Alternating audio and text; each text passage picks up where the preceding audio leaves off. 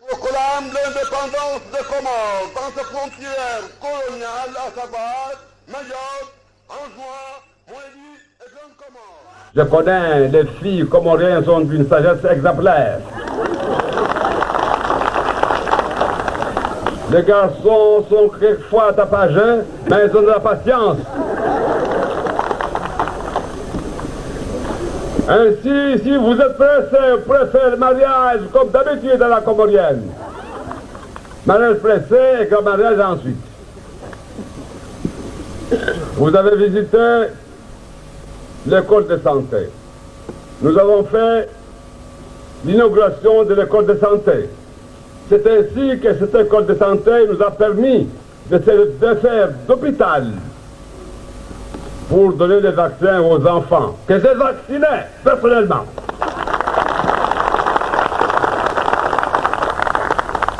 C'est un travail que je connaissais depuis longtemps. Bien sûr, je l'avais abandonné depuis longtemps, mais celui qui connaît tenir la pierre sait toujours l'envoyer à la bouche.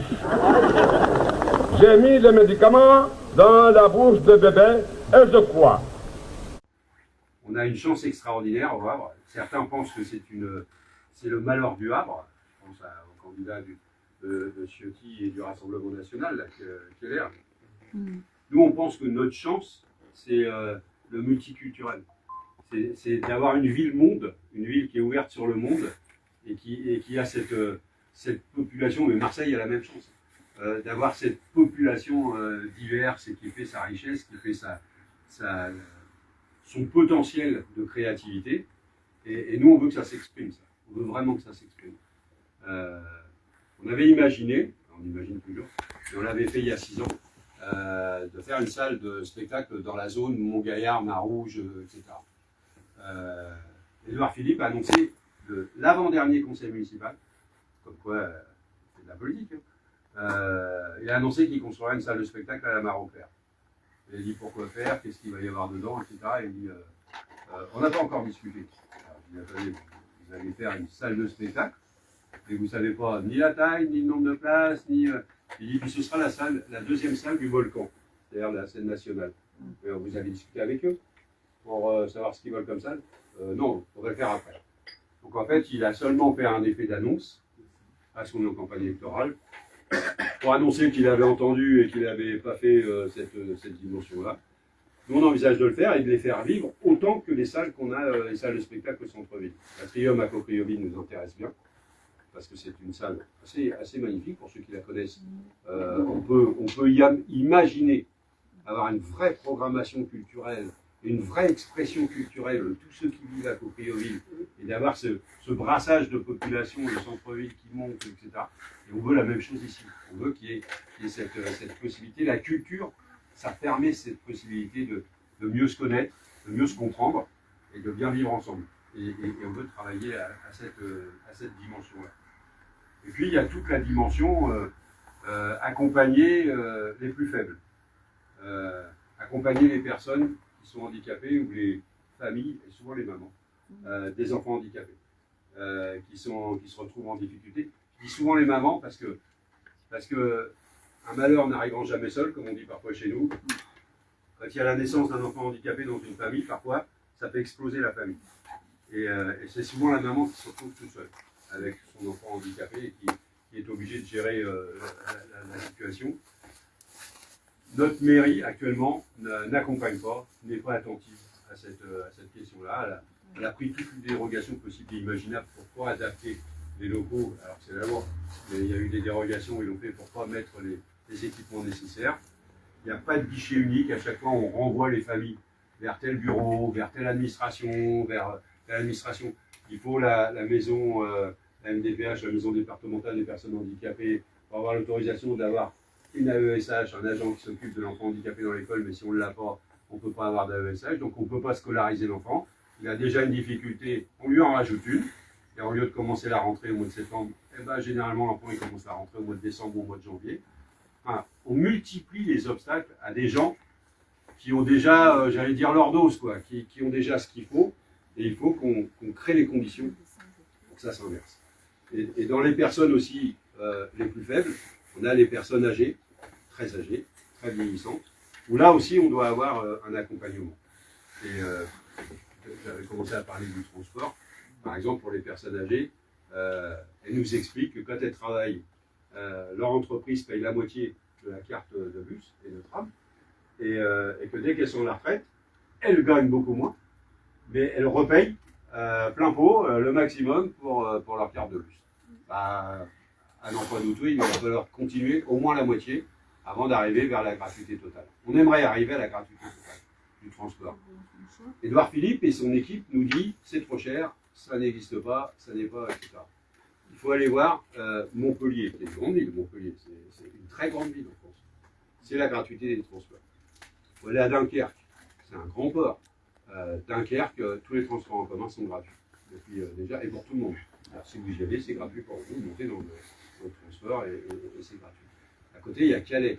Dunkerque, c'est une ville, le maire, il est horizon, c'est-à-dire dans le parti d'Édouard Philippe. Donc, voilà, à Calais, c'est un maire de droite.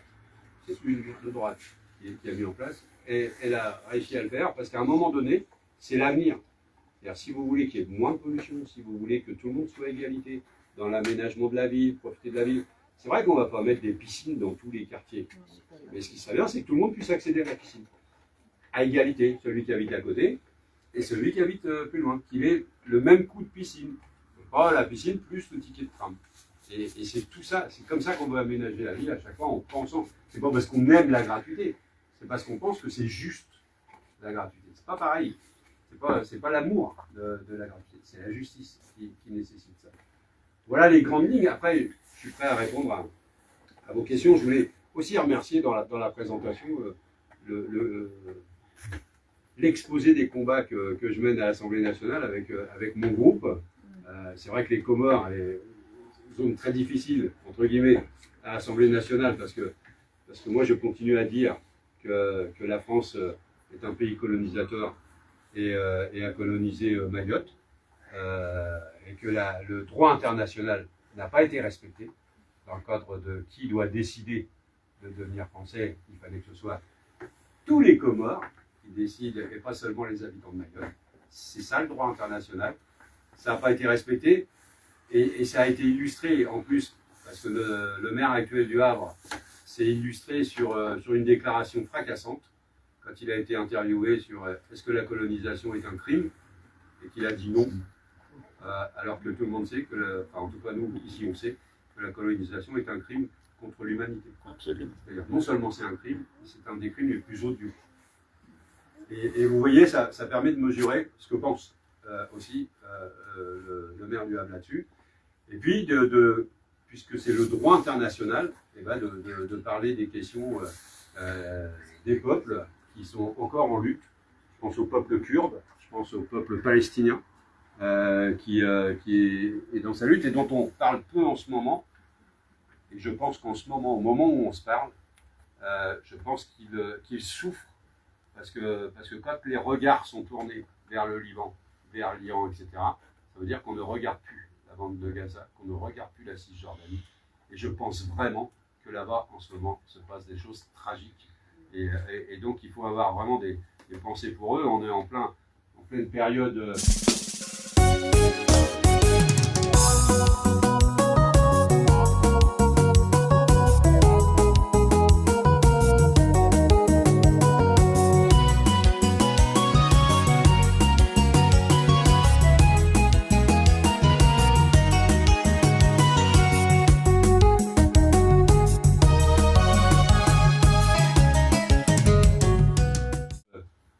de Ramadan, de carême pour d'autres et tout, et pour avoir été à la soirée interreligieuse à Coprioville il y a 2 jours, eh bien, je sais que les pensées vont à ces peuples, et ce matin on a découvert que à Téhéran avait été bombardé un centre scolaire, une école, et que c'est là où il y a le plus grand nombre de victimes, qu'on a vu tous ces enfants qui étaient mis en terre. Je crois qu'il faut avoir, la guerre, c'est toujours les peuples qui payent l'addition, c'est jamais ceux qui décident de faire la guerre, c'est toujours les peuples. Et donc là, hier soir, on était rassemblés devant l'hôtel de ville pour exiger l'arrêt des bombardements dans tous les sens, et pour exiger la paix et de travailler et de condamner Trump d'un côté, Netanyahou de l'autre côté, tous ceux qui sont des bellicistes. Il faut oser le dire. Moi, j'ai été un peu secoué hier, toujours à l'école Renaissance, quand deux gamins sont venus devant moi et m'ont demandé, puisqu'ils ils savaient que j'étais député, et ils me disent est-ce que notre école va être visée par les bombes de Trump? Vous savez, quand vous avez à Renaissance, c'était CM2, la classe la plus élevée. Donc vous avez deux gamins de CM2 qui viennent interpeller un homme politique pour demander si leur école va être bombardée. Ça veut dire que dans la tête de nos enfants, cette question-là, elle existe, elle est posée, et qu'une ville, elle peut aussi diffuser des messages de paix, elle peut aussi interpeller notre gouvernement, etc., avec des messages de paix. Elle peut aussi soutenir les enseignants dans le cadre de la culture de la paix, pour montrer qu'il y a un autre chemin que le surarmement, que la guerre et tout ça. Donc c'est tout ça qu'on vous propose de faire du Havre, c'est d'avoir une ville où on vit bien ensemble, où on vit bien ensemble avec nos cultures, où on vit bien ensemble avec notre réalité, avec nos emplois différents, avec nos capacités différentes, notre âge différent, mais que tout cela fasse communauté, la communauté communale de la ville du Havre.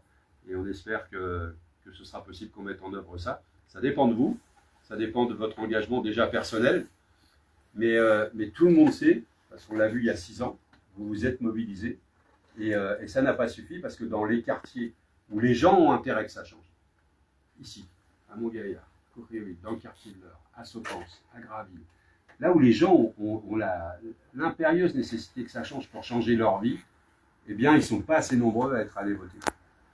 Pas assez nombreux. Il y a des bureaux de vote où il y a eu 20% de votants, c'est-à-dire une personne sur 5 est allée voter. Le jour où il y a 2 personnes sur 5, je ne dis même pas 5 sur 5, il y a 2 personnes sur 5, on gagne. Ouais, c'est-à-dire que c'est ceux qui ont le pouvoir, en réalité, ce sont justement les habitants des quartiers qui ont besoin que ça change. Ben, puisque vous avez le pouvoir, prenez-le, faites-le, et puis ce sera possible. Neka Wamta a dit c'est le moment. Si hésiter à poser la question qu'il. Exactement. Moi, j'arrive à comprendre. Oui. Bonjour, Excellence. Je une question par rapport à vos administrés d'origine étrangère. Vous savez qu'actuellement, pour renouveler la situation administrative, c'est hyper compliqué.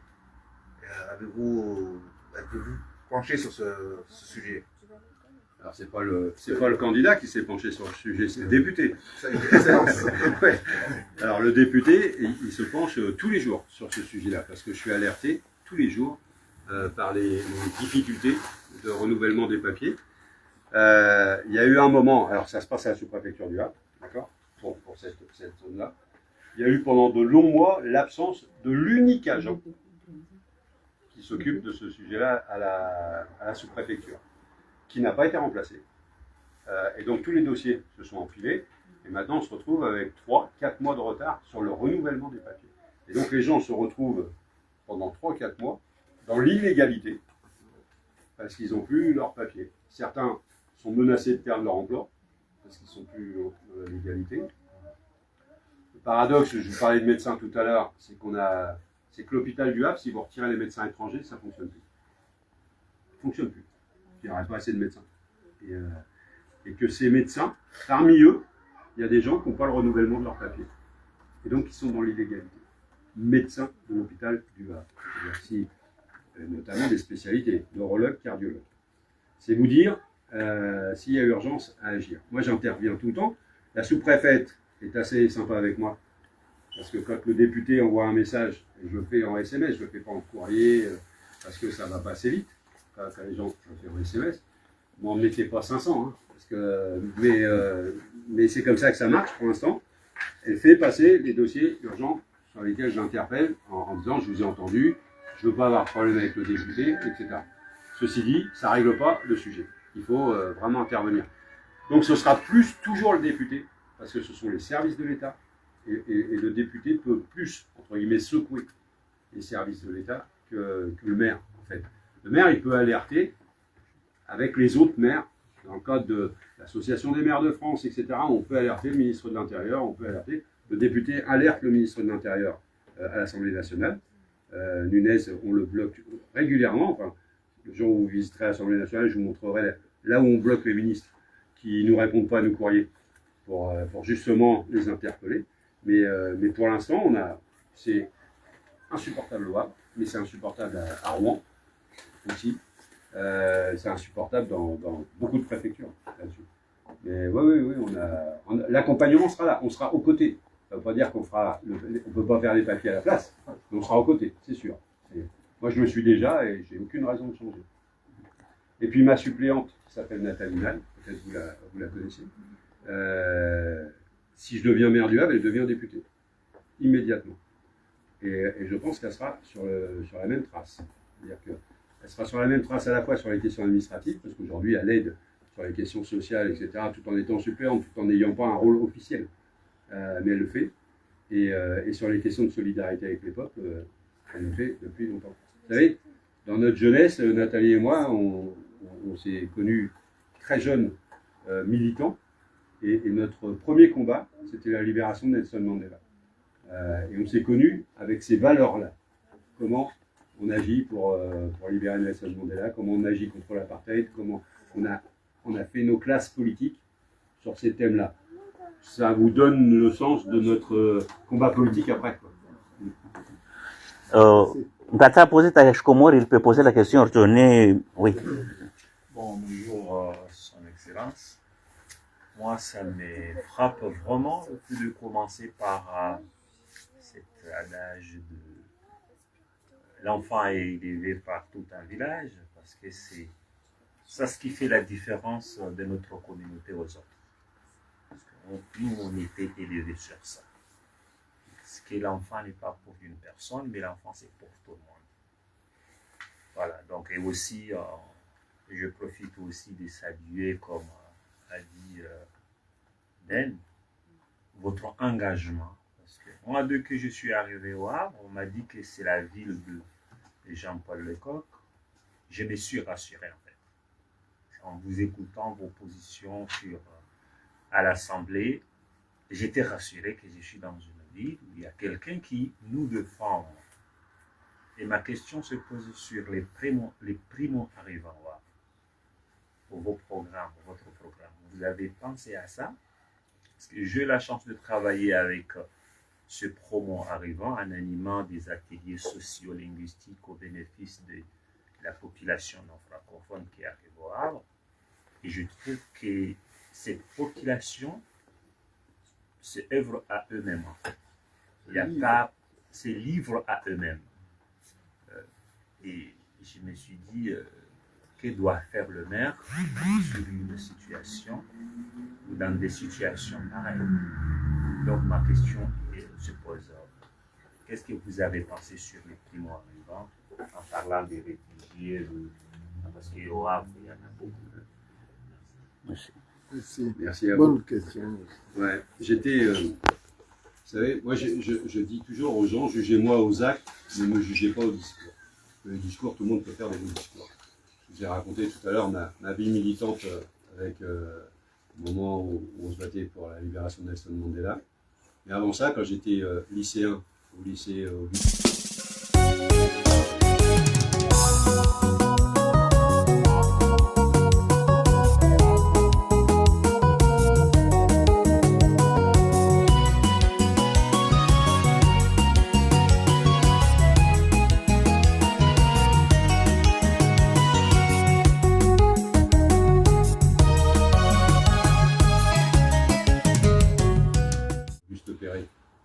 Schumann, quand j'ai passé mon CAP d'électricien, j'ai oublié de me présenter, mais je suis électricien. À l'Assemblée nationale, ils ne sont pas beaucoup. Les gens qui viennent des métiers du bâtiment ou des entreprises, on est très peu nombreux. Et quand j'étais au lycée, à Schumann, j'avais un prof qui m'avait expliqué qu'il fallait aider les travailleurs qui venaient d'autres pays. Et j'ai passé ma jeunesse, un soir la semaine, à faire de l'alphabétisation, à apprendre le français, à expliquer aux aux travailleurs étrangers comment lire leur feuille de paye, comment vérifier que leur patron les a pas arnaqués. Et je faisais ça à la Pommeraye, à côté de chemin, juste dans les immeubles à côté.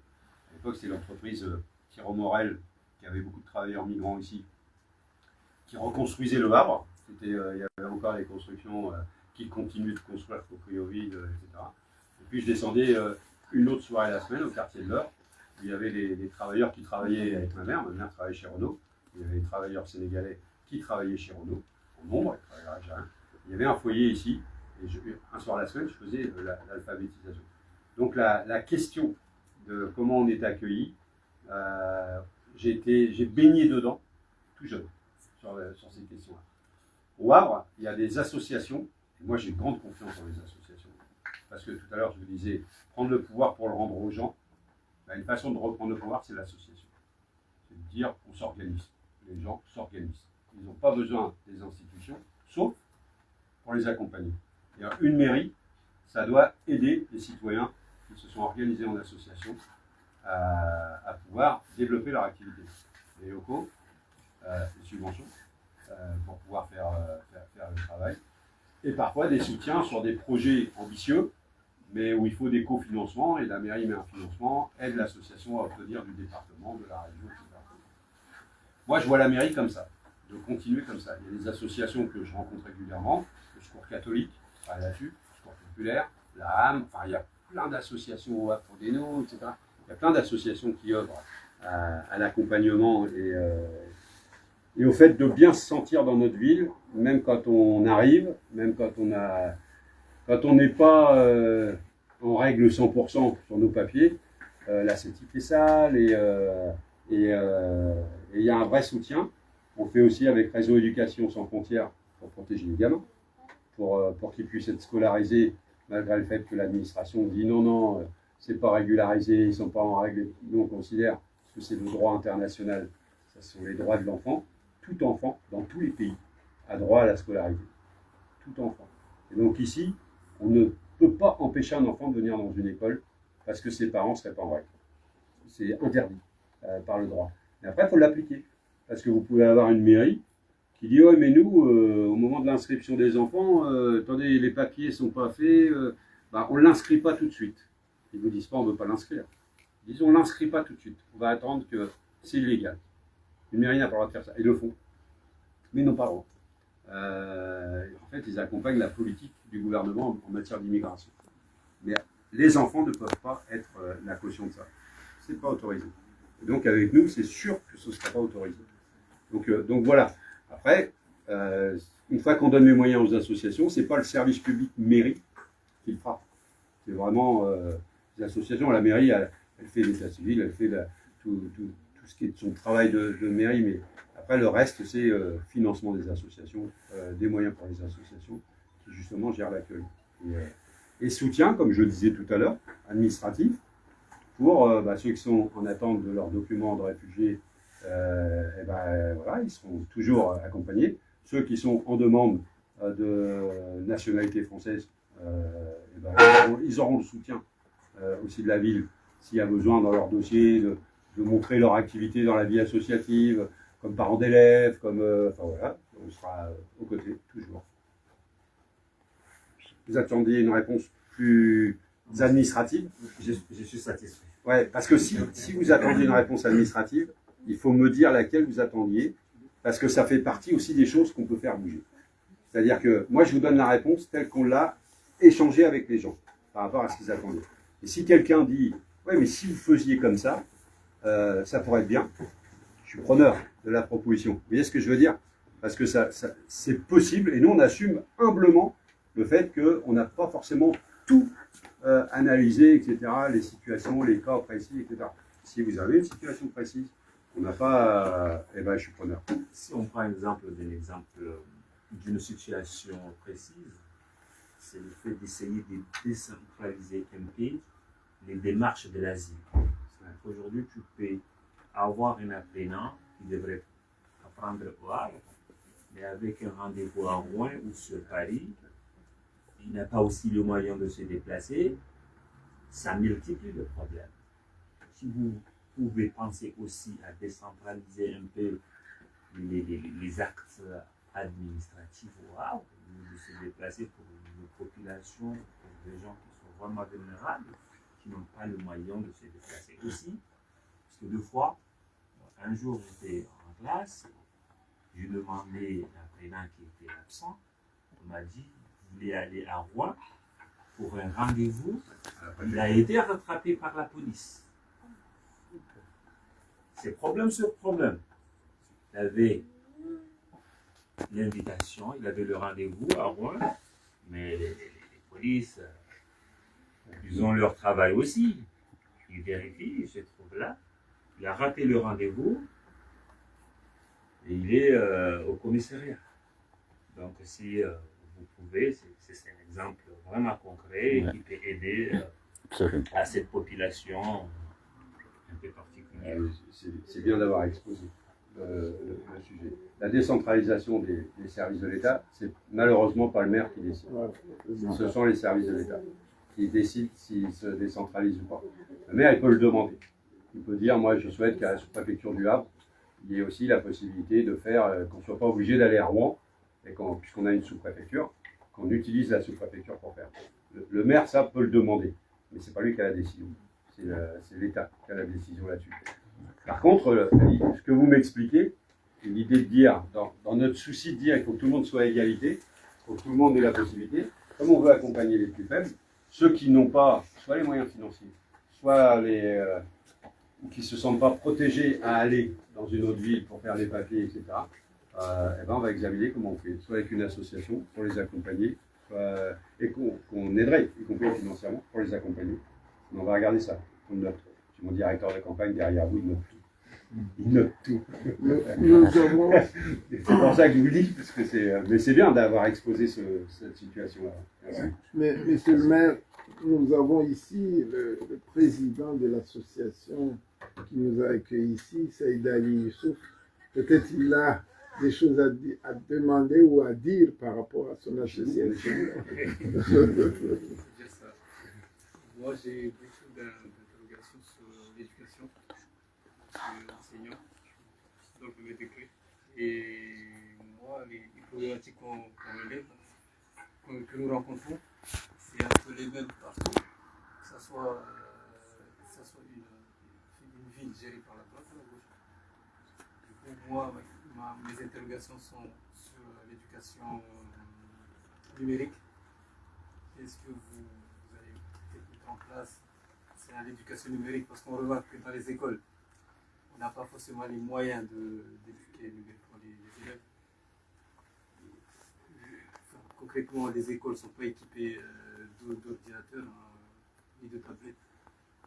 Souvent, l'éducation numérique se passe à la maison et les parents ne sont pas très assidus sur on a des élèves qui jouent à des jeux qui ne sont pas de leur âge, des jeux de 18 ans et plus, donc qui sont encore élémentaires.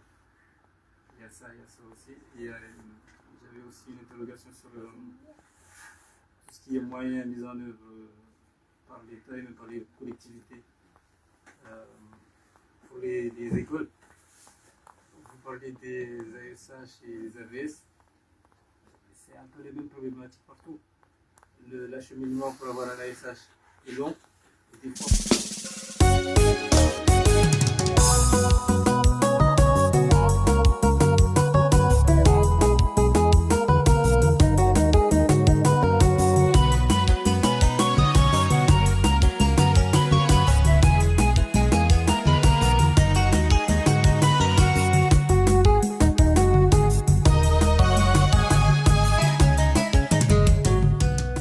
Même si on a une réponse favorable, on l'a pas. Il n'y a pas assez de SH, il n'y a pas assez d'AVS. C'est un peu comme la problématique des médecins. Il en faut, mais il n'y en a pas. Il n'y en a pas assez. Moi, je m'interroge justement sur ces problématiques. Parce que tous les politiciens, ils mettent l'accent sur l'éducation. Ils disent, nous, on va investir sur l'éducation. En fait, on va faire cela. Et même au niveau de l'Assemblée, ils disent ils mettent l'accent sur l'éducation. J'ai l'impression que c'est juste des parents, il n'y a jamais d'élémentaire. Ça fait quand même longtemps que l'éducation nationale est à la baisse. Les niveaux scolaires aussi des enfants est aussi à la baisse. On le remarque dans les classements nationaux, quand on fait des évaluations nationales, on le remarque. C'est que par rapport à l'année passée, les élèves ont régressé. Les classements internationaux aussi on le voit aussi, on n'est pas parmi les plus souvent les classifiés, j'ai oublié, 7e ou 8e je pense.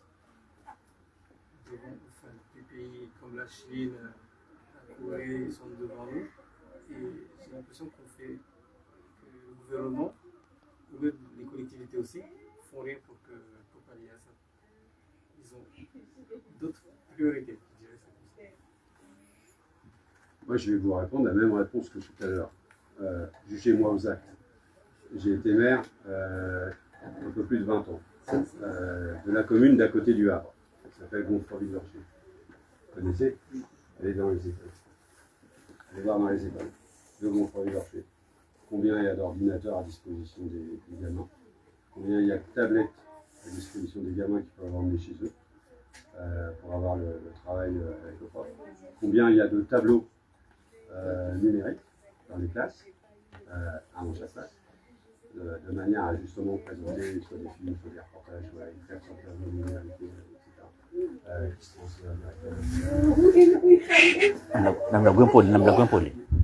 parce que c'est une demande des enseignants, parce que pour que ça se passe, il faut que les enseignants ne rejettent pas l'idée. Et si vous connaissez tous vos collègues, vous saurez qu'il y en a qui rejettent l'idée. Vous êtes d'accord? Et donc parce que soit ils ne sont pas à l'aise avec le numérique, et donc un des combats moi, que j'ai mené, c'est de dire à l'éducation nationale, tous les enseignants qui veulent se former, ils ne peuvent pas prendre ça sur leur temps personnel. Libérez-leur du temps sur le temps scolaire pour qu'ils aillent se former au numérique, de manière à ce qu'ils reviennent en classe armés pour pouvoir, et quand je dis armés, tout le monde comprend, mais pour pouvoir aborder le sujet avec les gamins. Parce que pour l'instant, les enseignants, pour certains, ils ont l'impression que ce sont les gamins qui vont leur apprendre des choses et que ça va inverser dans la classe, même si c'est, à mon avis, pas gênant. C'est les gamins qui vous apprennent des choses. Parce que ça valorise aussi l'enfant. Donc c'est pas gênant. Donc l'achat de matériel, il se fera avec les gens. Nous, on s'est battu, vous savez qu'au Havre, c'est une des villes où on a fermé le plus d'écoles. Et nous, on disait, il ne faut pas fermer les écoles, il faut profiter d'avoir moins d'élèves pour utiliser des surfaces libérées, pour faire des classes informatiques, pour faire des classes équipées en informatique, etc., des bibliothèques, des outils, justement, d'avoir une école où il y a des salles d'expression d'art plastique, des salles dédiées, puisqu'il y a de la place. Utilisons les salles pour faire des salles dédiées. On a proposé ça à chaque fois. On nous a dit non, économie, il faut fermer les écoles pour regrouper les élèves, etc. On n'est pas d'accord avec ça. Donc nous, on ne fermera plus l'école. Au contraire, on essaiera d'utiliser tous les espaces qui sont à disposition. Et donc voilà sur le numérique ce qu'on peut faire. Et on équipe. Parce que autant le numérique, elle n'a pas le pouvoir de former les enseignants, quoique. Gonfreville-Lorcher, j'avais fait une école municipale informatique pour former tous les adultes, et donc y compris les enseignants, mais c'était sur leur temps personnel. Et on équipe on met du matériel à disposition. C'est assez facile maintenant, c'est le rôle d'une mairie, ça. C'est le pouvoir de la mairie. C'est personne d'autre. La mairie, elle doit mettre le matériel, les fournitures et tout à la disposition des écoles. C'est ni l'État, ni le département, il le fait pour les collèges. C'est son rôle, c'est au département de le faire. Et dans la ville, c'est la mairie. Et comme c'est notre priorité, voilà. Moi, j'enseigne pas dans la ville, mais à Gonfreville-Lorcher. Dans Créteil. Ah, dommage. Du coup, on a fait un conseil de cycle. Le représentant de la mairie était venu, à discuter. Il nous a promis qu'ils allaient installer le tableau interactif dans les 2 mois qui viennent. Ça fait 1 an. Donc, c'est fort. Il faut demander une mutation, comme ça tu verras. Mais en même temps, c'est pas gagné, hein, parce que moi j'avais la volonté politique de le faire. Je suis passionné, je suis électricien, j'ai travaillé dans ces métiers-là, j'ai dépanné les ordinateurs, donc c'est des sujets qui me passionnent. Et je trouvais que, puisque j'étais maire, j'avais le pouvoir, je pouvais répondre aux écoles, mais les premiers à faire obstacle, c'était les enseignants. Ni les gamins, ni les parents d'élèves, ni même l'éducation nationale, qui disaient, bah oui, c'est la mairie, elle peut équiper comme elle veut, mais j'avais traumatisé les enseignants, qui n'étaient pas prêts, qui redoutaient l'outil, parce qu'ils ne savaient pas trop bien s'en servir, etc. Une fois qu'ils ont compris, et qu'ils se sont formés, etc., ils ne lâchent plus. C'est-à-dire qu'ils ont intégré, que c'était pratique, que ça faisait que les gamins bossaient plus, parce qu'ils rentraient avec la tablette à la maison, il y avait des jeux pédagogiques, donc il y avait, et c'est plutôt, vous parliez des jeux avec des filtres, faut mettre, justement sur la tablette, les filtres, ils y sont. C'est-à-dire qu'ils peuvent accéder à plein de jeux validés par l'éducation nationale, qui ont tous des vertus pédagogiques, qui leur apprennent tous des choses. Et les gamins, ils rentraient avec leur tablette, où il y avait l'autorisation des parents de passer du temps sur la tablette, parce que c'était, ça a du sens. C'est pas je t'interdis de faire ça, c'est je te propose de faire ça. C'est mieux. Dans l'éducation d'un gamin, c'est plutôt intéressant. Merci. Voilà. Pardon. Natsovenza Waze Kamna Chongomi, c'est important, hein, parce que là, on veut vous entendre votre voix, les anciens, quand même. Oui. Tu as une question? Ok, merci. J'ai cru entendre que vous avez déjà été maire. Ouais, 20 ans. Dans quelle ville? Confondé. Juste à côté. Juste à côté du Havre. Et quel a été le bilan de votre mandat? Bah, plutôt pas mauvais. D'abord, j'ai été réélu à chaque fois. Et j'ai été plus maire parce que le cumul avec député, c'était interdit. Est devenu interdit. J'ai été député maire à un moment donné. Et puis, il y a eu un moment où la loi a changé. Quand on devenait député, quand je suis redevenu député, j'avais pas le droit de rester maire. Et donc, il y a un jeune maire qui a pris ma place. Quoi. Et puis, je voulais pas le faire partir. Un jeune maire qui est maire, c'est bien. Et comme je suis né au Havre, j'ai vécu au Havre, j'ai dit, si je suis utile, et je l'ai dit comme ça. J'ai dit à toutes les forces politiques au Havre, j'ai dit, si je peux être utile, je veux bien. Mais je ne cherchais pas à être maire absolument. Je me mets à la disposition de la population. Si la population a envie de changer les choses, et si je peux être utile à ça, c'est bien volontiers que je le fais. Moi, j'ai pas de carrière. Vous voyez, j'étais maire 20 ans. J'ai pas de carrière politique à faire. J'ai pas envie de devenir président de la République. Toute ressemblance avec une personne existant, ayant existé, fortuite. Donc, j'ai pas cet objectif-là. Mon seul objectif, mais il est déjà, à mon avis, il est déjà important, c'est d'essayer d'améliorer la vie des gens qui vivent au Havre. Voilà. Donc vous vous sentez plus utile? Ouais. Je pense que je peux l'être. Ouais, je le dis comme ça. Après, c'est des petits degrés, hein, qui jugent. Ouais, mais je pense que ça peut le faire. Moi, j'ai... Bonjour. Comment va? Ça va bien?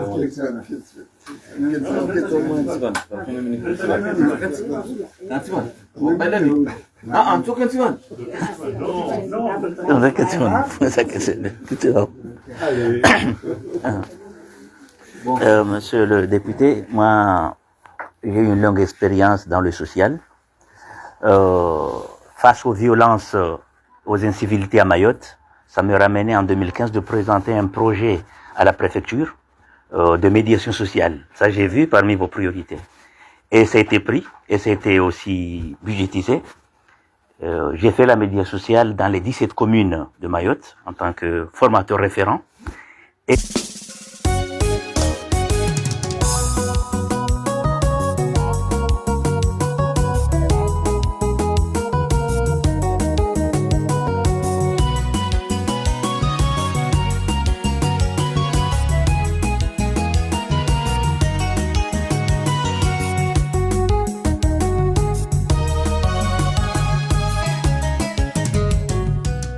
Et ça a payé parce qu'on a senti vraiment 50% d'au moins d'incivilité. Mais la préfecture n'a pas voulu renouveler le contrat pour des raisons financières, dit-il. Donc, qu'en pensez-vous d'un projet que j'ai même présenté au maire sortant, espérons. Et qu'est-ce qu'il m'a dit? Il m'a dit que bon, la police municipale s'en occupe. Alors que moi, je sens qu'il y a une montée quand même d'incivilité au Havre. On le vit. Voilà, il y a même un braquage des banques et tout. Donc, je me suis dit que pourquoi pas. Et qu'en pensez-vous d'un tel projet vis-à-vis de votre politique? C'est sur cette base-là d'interrogation des habitants que l'on n'a pas chiffré. Par exemple, on mettra 100 policiers municipaux supplémentaires ou quoi que ce soit, parce qu'on n'est pas sûr que c'est 100 policiers municipaux supplémentaires qu'il faut. Donc il faut peut-être plus des médiateurs. Et on veut rediscuter avec la police nationale pour que la police municipale elle soit plus à la disposition de l'apaisement plutôt que des contrôles qui relèvent de la police nationale. On veut que chacun reprenne son travail. Normalement, la police municipale, plus les médiateurs, ils sont là justement pour améliorer les choses, mais pas avec les mêmes principes, quoi. Avec les principes de proximité, de connaissance de la population, d'appréhender les questions sociales dans les quartiers, d'appréhender tout ça. Et donc, on a déjà quelques médiateurs sociaux, on n'en a pas assez. Moi, j'ai toujours été convaincu que c'était la réponse par rapport à la jeune fille qui disait, par exemple, quand j'étais maire de Gonfreville-Orcher, je crois qu'aujourd'hui, encore, Gonfreville-Orcher, c'est la seule ville, peut-être en France, de 10 000 habitants. 10 000, c'est pas mal déjà, c'est déjà une petite ville sympathique, qui n'a pas de police municipale. Je crois que c'est une des dernières. Jusqu'à maintenant, ouais. Parce qu'on a justement privilégié les éducateurs.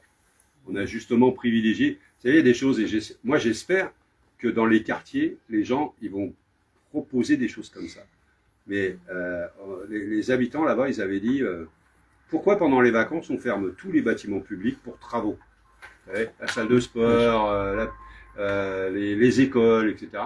Et les habitants, ils ont dit, mais pendant les vacances, c'est là où on a du temps. C'est là où les jeunes ont du temps. C'est là, pourquoi vous ne laissez pas ouvert les salles de sport? Pourquoi vous ne laissez pas ouvert les salles de sport le soir?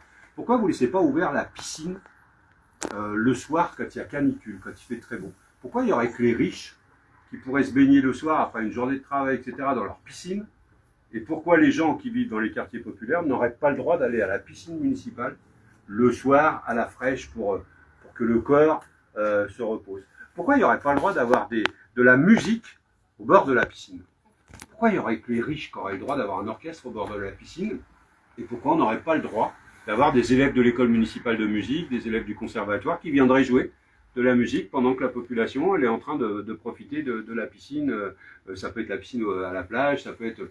Pourquoi tout ça? Que les habitants des quartiers disent, nous on propose que les gymnases soient ouverts, qu'on organise des tournois avec des médiateurs dans les quartiers le soir, parce que dans la journée il fait trop chaud, que l'été il y ait des activités, mais y compris le soir, que ça ne peut pas être, si on s'occupe de la jeunesse, entre 8h et 17h. Je me suis toujours confronté aux animateurs et aux médiateurs et aux éducateurs là-dessus, en disant, mais les jeunes, c'est pas leur créneau. Vous, c'est votre créneau de travail, mais c'est pas le créneau de la jeunesse. La jeunesse, ça va être 11h, 23h. Comment on occupe cet espace-là? Est-ce que de 17h à 23h, on les laisse dehors, au pied de l'immeuble? Ou est-ce qu'on dit, non, on ouvre des équipements publics et on propose des activités, on propose d'accompagner, on propose... moi, je suis plutôt dans cette partie-là. Je suis plutôt de dire, s'il faut que les services municipaux ouvrent des équipements publics plus tard, parce que ça permet la vie du quartier, ça permet aussi aux jeunes de se retrouver entre jeunes et de ne pas être obligé d'être à la maison ou de ne pas être obligé d'être dans la cage d'escalier, et là, c'est bien. Moi, c'est éduquer un enfant pour tout un village, c'est ça. La philosophie, c'est celle-là. C'est de dire, regardez le rythme de l'enfant, regardez comment il fonctionne, et regardez quelle structure ou quels accompagnants on peut mettre en fonction des rythmes de l'enfant. Les gamins, les tout petits, ils n'ont pas le même rythme que les ados ou que les jeunes adultes. Donc il faut s'adapter à tout ça. Donc oui, des éducateurs, des médiateurs indispensables. On est là-dessus. Merci. J'ai vu que vous voulez instaurer la gratuité des transports sur certains jours, mais pourquoi pas tous les jours il y a 6 ans, on avait dit tous les jours. Et vous savez pourquoi on dit plus tous les jours maintenant? Parce qu'on va le faire progressivement. En fait, là, on dit ce qu'on peut faire pendant ce mandat-là. Et pendant ce mandat-là, on dit on peut tenir le mercredi, le samedi, on peut tenir les scolaires, et je rajoute, et peut-être, alors mercredi et samedi pour tout le monde, les scolaires, et peut-être, et on espère pouvoir le faire, le demi-tarif pour les personnes âgées pour aller vers la gratuité pour les personnes âgées après. Quand vous mettez ça en place, il faut mesurer les conséquences. Combien faut de bus en plus? Est-ce qu'il faut des trams en plus? Est-ce qu'on a assez d'équipements si jamais il y a un afflux de population dedans? Est-ce qu'on peut tenir cet aspect-là? Donc on fait progressivement. On est plus modeste que la fois d'avant, mais en même temps on est plus responsable. C'est-à-dire qu'on dit, ça on sait qu'on peut faire. Le reste, il faut regarder ce qu'il faut mettre en œuvre pour pouvoir faire. Je dis ça parce que quand j'étais à Dunkerque, le premier jour où le maire a fait la gratuité. J'étais la veille, c'était payant, j'ai passé la nuit là-bas, et le premier jour où il a fait la gratuité. Ça a été un bazar, parce que les gens, ils étaient tellement contents qu'il n'y avait plus de place dans le bus, que c'était serré, que c'était dégradé, en fait, comme service. Alors que ça se voulait être au service de la population pour les rendre heureux. En fait, ceux qui allaient bosser en bus, c'était encore pire qu'avant, quoi. C'est-à-dire qu'ils n'avaient plus de place, et j'ai passé la journée dans les bus, et je discutais avec les gens, parce que je voulais mener l'enquête, je voulais savoir comment ils appréhendaient les trucs. Il y avait des gens, ils montaient dans le bus, je leur ai dit, vous allez où? Ils disent, je sais pas. Je dis, je suis là parce que c'est gratuit. Et il y avait une dame, elle me dit, bah, ça va me permettre de visiter Dunkerque parce que je connais pas. Elle me dit, j'y habite depuis très longtemps pourtant, mais j'ai jamais eu la possibilité d'aller dans tous les quartiers. Et elle avait passé la journée dans le bus pour aller dans les quartiers, visiter. Vous voyez, ça génère des choses incroyables en fait. Et donc on va le faire progressivement, fort de cette expérience-là. On va y aller, on va mesurer, on va appréhender. Alors les gens ils disent, l'autre jour, quand je descendais en tram du marché de la Marouge, et à Génère, il y a un couple qui monte, et le monsieur il s'exclame, il y avait des contrôleurs dans le tram, il s'exclame, il dit, ah monsieur Lecoq, grâce à lui on va avoir le transport gratuit, et puis il dit au contrôleur, et vous? Plus de boulot. C'est vrai, comme ça. Le contrôleur il se rapproche, les gens se rapprochent, etc. Ça a interpellé, quoi. Ça parlait fort. Et le contrôleur explique au monsieur, après l'avoir contrôlé, qu'en fait, les contrôleurs sont toujours là, parce que même si c'est gratuit, vous aurez toujours un titre de transport. Et que même si votre titre de transport, il est gratuit, vous devrez toujours le valider. Parce que, alors ce sera pas, il y a rien de décompté, vous payez rien, mais vous devez toujours le valider. Et pourquoi? Parce que c'est le contrôleur qui explique. Qui dit, il y a 6 ans, ils étaient un peu contre nous, les contrôleurs, parce qu'ils pensaient qu'ils allaient perdre leur boulot. Mais depuis 6 ans, ils ont vérifié comment ça se passait dans les autres villes où c'était gratuit. Et ils ont mesuré que leur rôle était essentiel. Parce qu'il faut vérifier que les gens valident bien. Parce qu'on sait, quand on valide, combien il faut de bus, combien il y a de personnes à quelle heure, et combien il faut renforcer le réseau à cette heure-là, et puis à cette heure-là, il y en a moins besoin, donc on peut... Et en fait, on régule le réseau grâce à la validation. Et le monsieur, il avait un titre gratuit. Et le contrôleur, il lui dit, eh, votre titre, il est gratuit. Et il dit, c'est grâce à monsieur Lecoq. Il dit, parce que c'est monsieur Lecoq, madame Naï, et tous ceux de son groupe qui est à la mairie du Havre, à la communauté urbaine, se sont battus pour que, quand il a été interdit aux piétons de traverser le tunnel Génère, quand il a été rénové, il y a eu interdiction de traverser à pied, vous n'avez plus le droit de prendre le tunnel à pied, Ouais. et on voulait faire payer le tram, seul moyen de traverser le tunnel, 50 centimes entre la place Génère et le rond-point. Et nous, on s'est battu en disant, mais attendez, c'est vous qui interdisez de passer dans le tunnel, Ouais. donc vous ne pouvez pas les faire payer. Ça doit être gratuit entre ces deux arrêts-là. Et ben, le contrôleur, il a expliqué que c'était grâce à nous, qu'il y avait déjà ce petit titre gratuit, il n'y avait pas beaucoup là, actuellement. Mais comme quoi, c'est possible, les gens, il faut qu'ils valident, malgré le fait qu'ils aient un titre gratuit. Voilà pourquoi on va le faire crescendo, quoi, progressivement, et on va mesurer les choses. Et j'étais, bon, je ne sais pas s'il y en a qui travaillent dans la zone industrielle, mais j'étais avec les patrons, avec le MEDEF qui a auditionné un candidat et qui...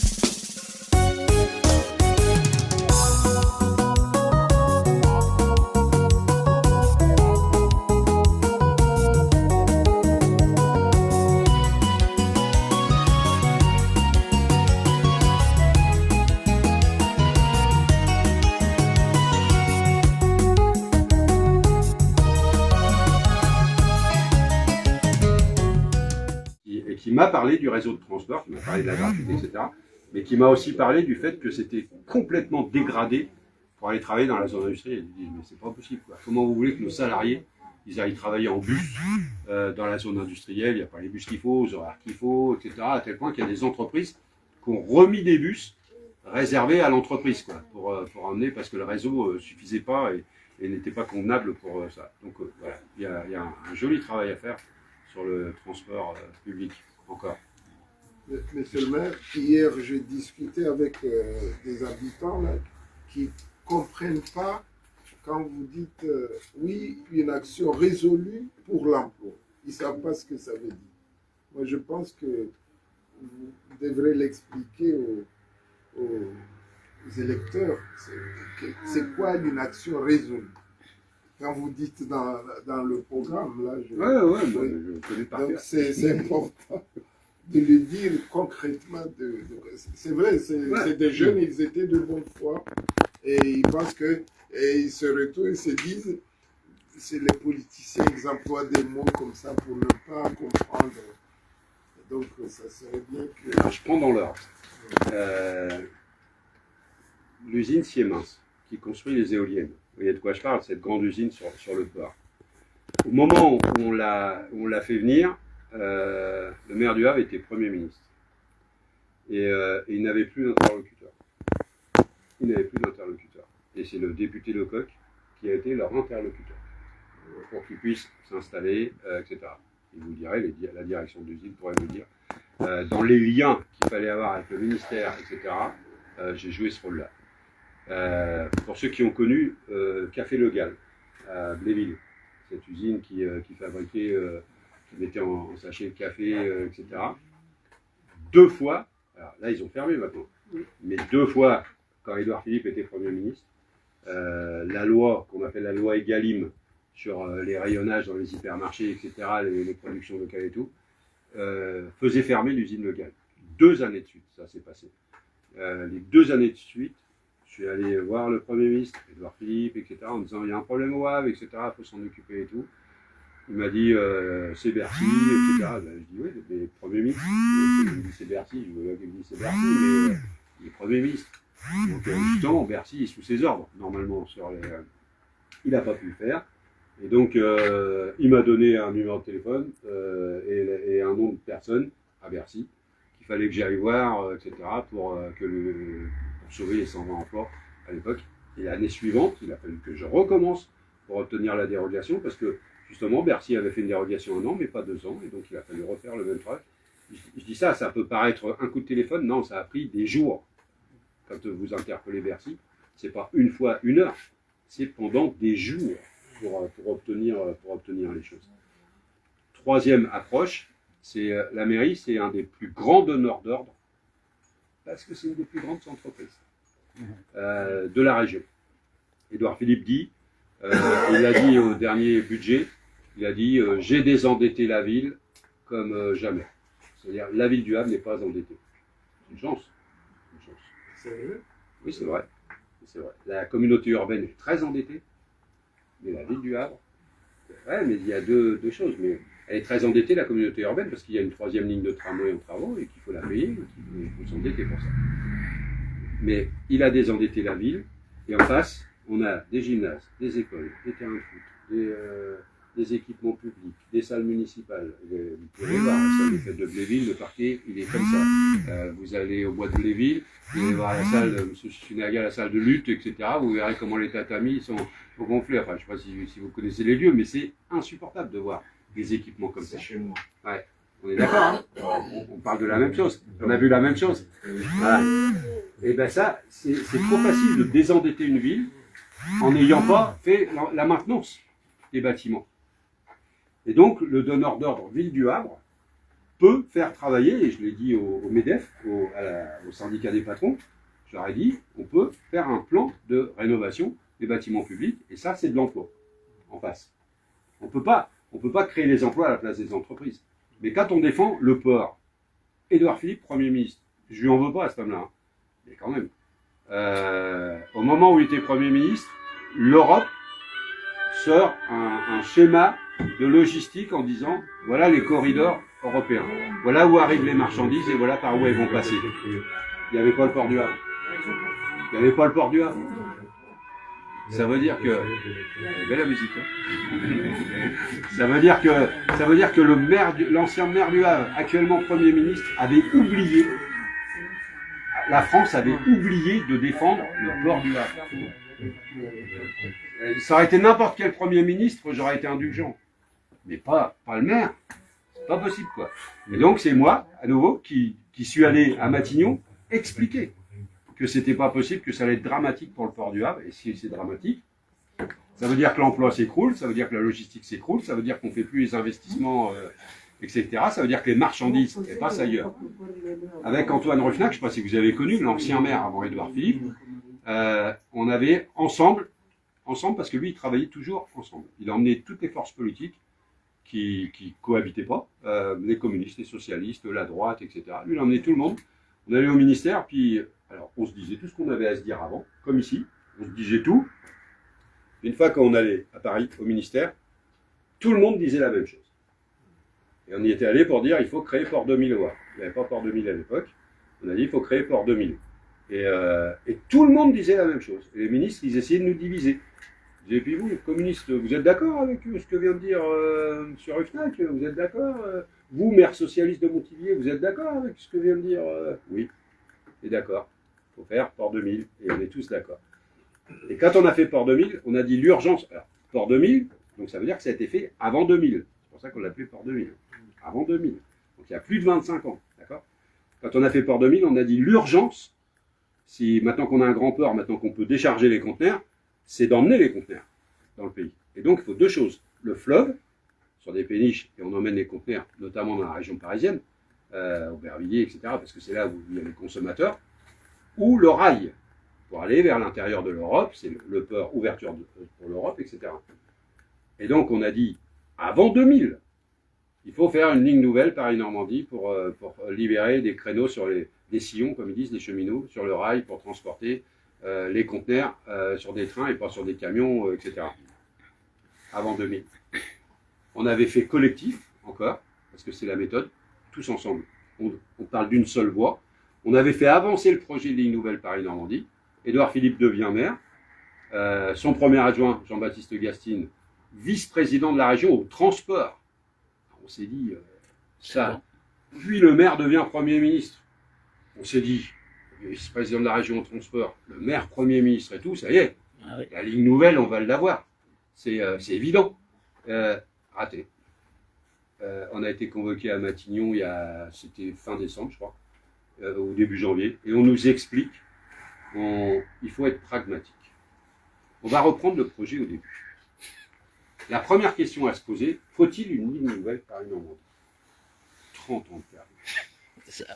30 ans de perdu. Et on a eu le Premier ministre, etc. C'est pour ça que quand il nous dit, si je suis président, ce sera bon pour le Havre.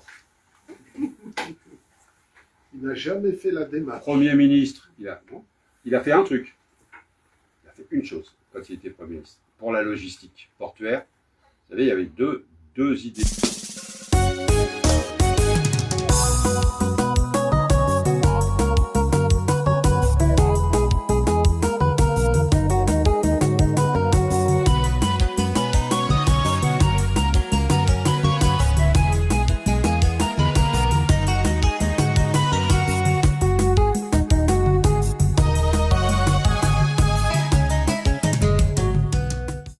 Soit la marchandise, elle arrive au Havre, et puis elle remonte la Seine ou elle prend le train pour aller à Paris, et le Havre est le premier port de France. Soit la marchandise, elle arrive à Rotterdam, elle arrive à Hambourg, elle arrive à Anvers, et elle descend par le canal Seine-Nord pour arriver à Paris. Le Premier ministre de l'époque a signé le projet de canal Seine-Nord. Les travaux sont en cours aujourd'hui, et il n'y a pas la ligne nouvelle Paris-Nord. C'est-à-dire qu'il a signé le projet concurrent au Havre. Bon, ben voilà, si on peut arrêter ça. Si vous pouviez arrêter ça, et c'est pour ça que quand il raconte que ce sera une chance pour le Havre, non, on n'y croit pas. Mais on n'y croit pas, puis on peut le démontrer en plus. On veut pas être méchant par rapport à lui. Parce que il nous a montré, c'est lui-même qui l'a démontré, qu'il n'était pas efficace. On va vers le vote utile, on va pas... Ouais, dès le premier tour pour donner de l'énergie pour le deuxième. Ouais. Parce que c'est comme ça que ça marche aussi une élection. Hein. Si les gens y voient que c'est possible dès le premier tour, ils iront encore plus nombreux pour voter au second tour. Absolument. Et là, on peut faire la différence. Ouais. Vraiment. Une question purement politique. Le temps qu'elle n'est pas politicienne, ça va. Coupez la vidéo parce que avec les voix de LFI ou sans LFI. Tel que vous l'avez dit, ça marche. Comment j'ai pas compris Moi, j'ai bien compris. Tel que vous l'avez dit, ça marche. La question, nous, on voulait faire l'union de la gauche totale. Qu'on soit clair. Hein. Avant le premier tour. On voulait ça. On a déposé notre liste très tard, en disant si à un moment donné les filles veulent nous rejoindre, on met. Parce que c'est gage de victoire, ça. La gauche, elle est majoritaire. Ouais. Donc, c'est gage de victoire. Et les filles est dans une posture nationale. D'ailleurs, même si localement, on était ensemble hein, à la mairie pendant 6 ans. Il n'y avait que les filles et nous. Il n'y avait pas les écologistes, il n'y avait pas les socialistes. Il n'y avait que les filles et nous. Pendant 6 ans, on a bossé ensemble. Et bien. Et on a bien bossé ensemble. On était dans l'opposition, mais on a bien travaillé ensemble. Donc on a dit, au moins ce bloc-là, on l'élargit. Et eux, ils ont dit non.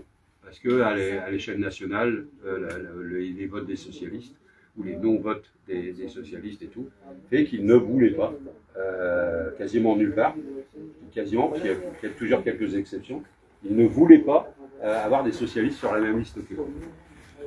Nous, on leur a dit au second tour, les socialistes seront toujours là. Et donc, moi je leur ai dit, ça va être compliqué d'expliquer aux gens que vous ne vouliez pas, avant le premier tour, cohabiter avec les socialistes. En une semaine, vous dites, maintenant on veut faire une liste fusionnée, etc. C'est compliqué à expliquer aux électeurs, parce que les électeurs, ils peuvent dire ça c'est politicien, on ne veut pas de ça, parce qu'ils n'aiment pas ça, les gens.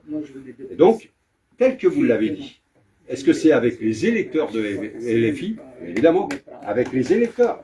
Il faut que tous les électeurs de gauche se rassemblent sur la liste qui arrivera en tête. On a préparé les espaces pour discuter avec LFI entre les deux tours. On a préparé ça, on leur a dit dans la nuit, parce qu'il faut tout donner de lundi. Hein. Ça va vite entre le premier et le deuxième tour, il n'y a qu'une semaine. Il y a la sous-préfecture, il faut tout donner le lundi à la préfecture. À 5 h du matin, on a rendez-vous dans la nuit de dimanche à lundi pour faire le point avec eux en fonction du résultat. Mais je pense que plus la dynamique sera forte au premier tour, plus on aura de voix, plus les choses elles seront limpides, elles seront simples en fait. Plus ce sera réparti parce qu'il y a quand même 7 listes. Les autres, y compris les électeurs des autres, c'est aussi les nôtres. Hein. C'est aussi les nôtres.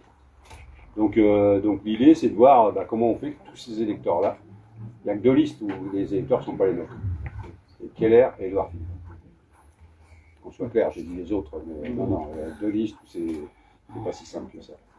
Mais non, puis on a des gens, c'est pour ça qu'on fait attention, parce que Édouard Philippe, il inspire le rejet même dans son camp.